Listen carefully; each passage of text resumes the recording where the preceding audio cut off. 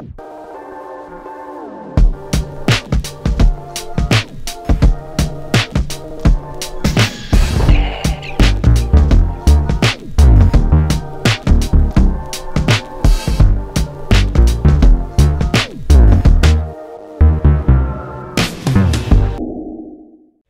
everyone, it's me again, Burntam, DIY TV.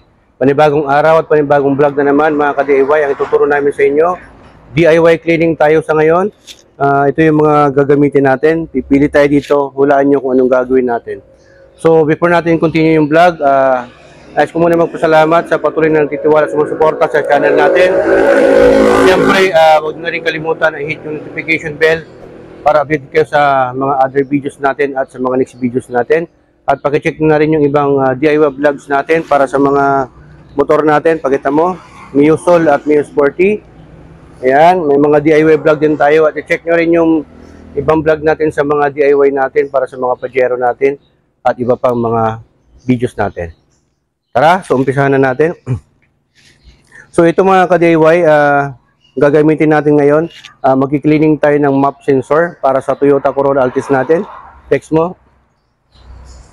Yan. So sa araw na ito mga ka-DIY, ito yung gagamitin natin na pang-cleaning sa i-DIY natin na video. Yan, hard disk, throttle, body, and mass sensor cleaner. So yung iba ang ginagamit nila, carburetor cleaner or CVT cleaner or yung tinatawag na contact cleaner. Yun ang ibang ginagamit ng ibang mga mekaniko. Pero sa atin, siyempre, more specific tayo sa paglilinis ng map sensor. Ito lang po ang gagamitin natin na recommended ko. Pero bahala na po kayo kung anong gusto nyo. Pero para sa akin, ito talaga ang recommended. Specifically for map sensor. Yan. Yung iba ang ginagamit, ito. Contact cleaner. Tara. Up here, ito Toyota Corolla Altis 2001 model, Matic. Yan. Open natin yung hood. So, ang unang gagawin natin, before tayo mag-cleaning ng map sensor, ito po yung map sensor mga ka-DIY. Yan. Tatanggalin natin yung terminal ground ng battery natin. Electrical components po kasi ito para iwas tayo sa anumang short circuit. Yan. Pero yung ibang gumagawa ng map sensor cleaning ay hindi na nila tinatanggal yung battery ng ground.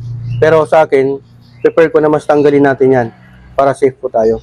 So unang gagawin natin, next thing to do before na tanggalin natin itong battery terminal, tanggalin natin dito sa socket. Yan. Tap lang natin to. Sugutin lang natin pag ganyan. Bahagya. Yan. Tapos may dalawang tornilyo po to na screw. I-loose lang natin. Tapos ito yung pinaka sensitive part na gagawin natin. Pag tatanggalin nyo to, up. Pataas po. Yan. Ingatan po natin to mga ka-DIY na magalaw-galaw po natin tong yan, yung nasa loob niya. Napaka-sensitive po kasi ng parts na yan. Pati itong nandito, para mas maliwanag. Kita nyo po mga ka-DIY, parang may, dyan, may wire. Yan, sa loob. Yan po yung sensor. Ingatan din po natin na magalaw-galaw po yan kasi sensitive part din po niyan. Kung lilinisan nyo to, ay prepare na wala po kayong ibang gagamitin dito like brush or cloth. Wag na pong gagalawin yan. Pwede nyo lang pong galawin dito na sigurong i-brush itong contact. Pero yung dito sa loob, itong isa na to, tapos yung dito, wag nyo na pong gagalawin yun ng brush. Simply as, lang po, spray nyo lang po ng map cleaner. Itong hard disk, hindi po ako, disclaimer lang po, hindi po tayo sponsored ng hard disk brand. Ito lang po yung gamit ko. Any brand can do, kahit anong brand, basta pag naglilinis kayo ng map sensor, map cleaner po ang gamitin ninyo. Specifically. Okay? Mas maganda may nozzle. Check nyo to. Yan. Trivia lang po. Ito po kasing map sensor ay ito po ang responsable na siya nagbabato sa computer box yung tamang value ng hangin na nalalanghap niya na nanggagaling sa air filter na tinatapon niya sa intake. Okay? So pagka pumapalya-palya po ito, hindi po nagana, rough idling, tapos tumataas yung gas consumption natin. Kasi ito po yung nagbibigay ng tamang timpla ng hangin, ng value ng hangin doon sa computer box. So sa paglilinis nito, yan lang po ang paglilinis dyan. Mga 5 to 10 seconds. Yan, bubugahan natin. Magkabilaan. At saka yung layo, mga nasa kalahating roller or isang roller. Pero mga 6 to 7 inches. Yan, bugahan mo lang. Pati dito sa loob. Kung gusto niyo mag-gloves kayo pag gumagamit kayo ng mop sensor cleaner, kasi malamig po ito, baka mag-allergy yung kamay ninyo, yung balat ninyo, mas maganda nag-gloves po kayo. Ganyan lang po. Tapos after natin nalinisan to, papatuyuin po natin to. Yung iba kasi, ang ginagamit nila is yung contact cleaner. Kasi ano po yun madaling matuyo. Fast dry po kasi yun.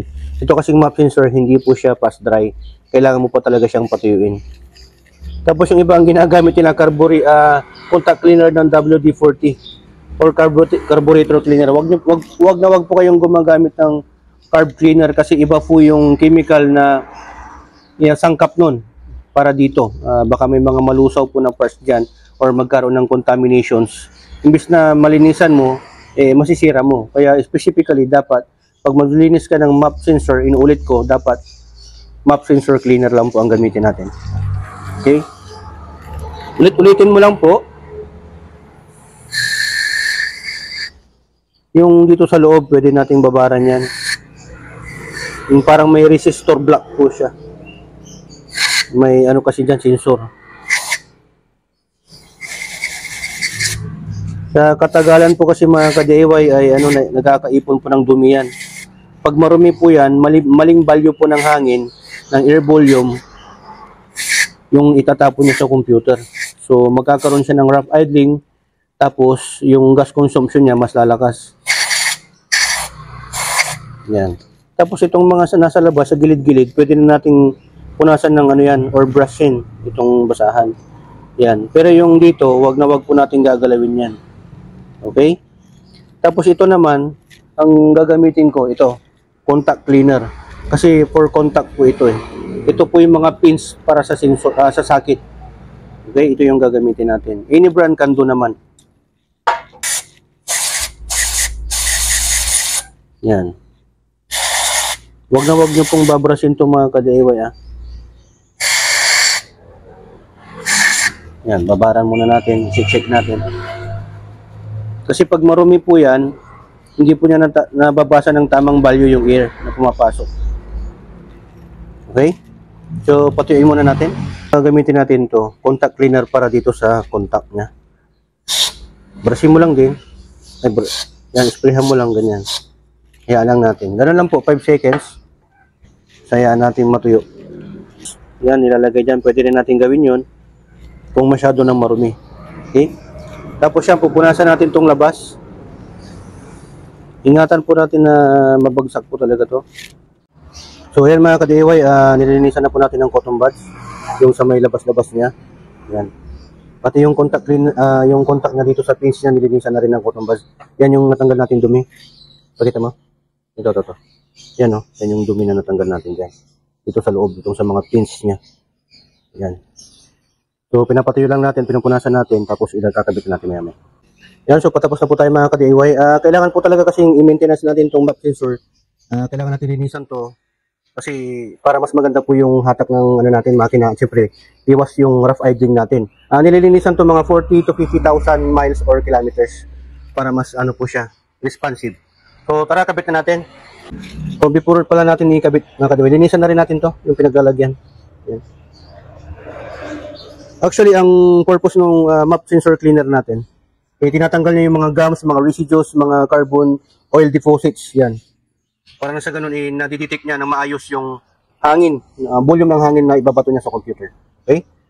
So, sa pagkakabit, ganito lang po. Yan.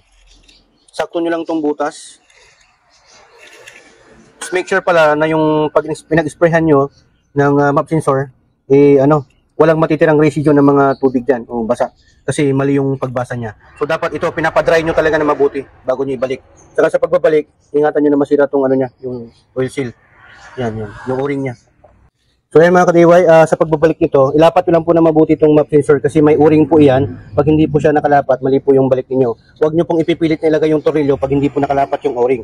Dapat po ganito, it should be a flat surface, mga kanyan. Magpa-flatten po yung dalawang lagay ng tornilyo. Pagka ikot-ikot lang pong ganyan, yan, pit-pit lang ng ganyan para lumapat po yung o-ring. Okay? So pag nailapat na po yan, balik na po natin yung dalawang tornilyo. Make sure na mahigpitan nyo po na maigi ito mga ka-DIY. Para mas maganda yung basa niya, mas mahigpit. Tapos pag nagpapa-engine wash kayo, patakpan nyo ng plastic. Tapos pag nilagay nyo na, lagay nyo na rin tong socket nya. Ayan. Tapos, ibalik na rin natin tong terminal ng battery. Ayan. Tapos, panda rin natin. Tara. Yun, tingnan natin kung umubra. Yun, mataas pa kasi cold start. Yan, tingnan nyo, bumababa na oh. Dati po kasi yan, naglalaro yung idle niya, taas baba, taas baba. Ngayon, cold start pa po kasi kaya medyo mataas pa mga ka-DIY. So ayan mga ka-DIY, okay na po yung ano natin, yung idle natin, hindi na po siya masyadong rough idling. Dati po kasi mga ganito, nasa 1.5 to 1.8 po siya, or minsan nasa 300 to 400 po siya. Ngayon, nasa 1,000 RPM, pero hindi pa po kasi nasa half trim gauge. Wala pa po sa kalahati to, kaya hindi pa siya masyadong bumababa. Ayan, so medyo okay naman, obserbahan ko lang po. Once na naglilinis po kayo ng map sensor, siyempre tinanggal mo yung socket ng map sensor ninyo, kailangan mo talaga mag-relearn. Pero yung iba, ang ginagawa kasi nila, hindi na nila tinatanggal yung sa battery. So hindi na sila nagre-relearn. Pero para sa akin kasi, once na nagtatanggal po tayo ng socket, any sensors dyan sa makina ng sasakyan natin, kailangan po natin mag-relearn.